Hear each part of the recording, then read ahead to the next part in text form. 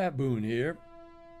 Yep, the entertainer, the singer, the songwriter, the movie guy, also lifelong Zionist.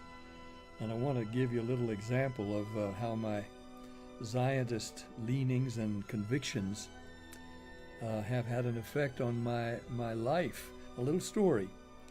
I wrote, and some of you may know that I wrote the words to the theme song for the movie Exodus. Bum, bum, bum, bum, bum, bum, bum, bum, bum, bum. That beautiful melody Ernest Gold wrote for the film. Now, I had read Leon Uris' book Exodus and also Moses' book by the same name in the Bible as a kid and many times in latter years. So I was thoroughly familiar with the history of the people of Israel.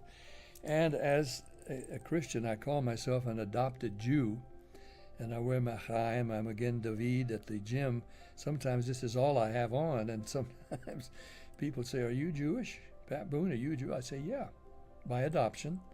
As a Christian, I'm adopted into the family of God's chosen people." Yes, I was in Israel, and it was after the 1973 conflict with Syria and Egypt. I was there asked by the Israeli army to come up to the northernmost outpost in occupied Syrian territory as Henry Kissinger was trying to effect the line of demarcation so that the battle could be declared over. And while I was there in a foxhole to entertain the troops at their invitation, Israeli troops, shells coming in from toward Damascus and shaking the ground, and they asked me to sing. And I said, "Well, what do you want me to sing? Which ones of my songs do you know?" And they, like a chorus, they said, "Sing Speedy Gonzales."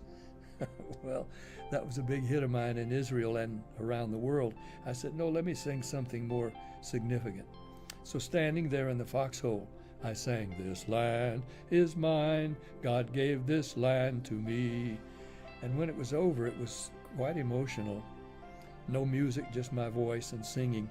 And I told the commander of the outpost, my conviction was that God was restoring the land of Israel to all of its property from at least the time of David, if not from the time of Solomon. And the commander said, "Well, I hope you're wrong."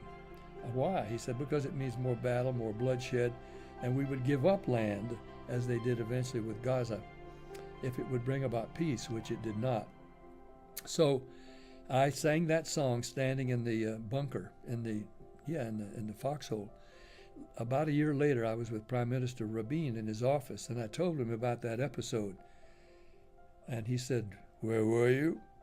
I said, "I was there below Mount Hermon, the northernmost outpost in occupied Syrian territory." He went to the map. He put his finger on the map. He turned back to me. He said, "You sang a prophecy." I said, "I did, yes." He said, "Where you sang that night in the bunker is now part of the new map of Israel." So I did sing a prophecy. "This land is mine. God gave this land to me." God's promises are without revocation. The land of Israel belongs to the Jews. It always did. It always will. And that's why I am a Zionist.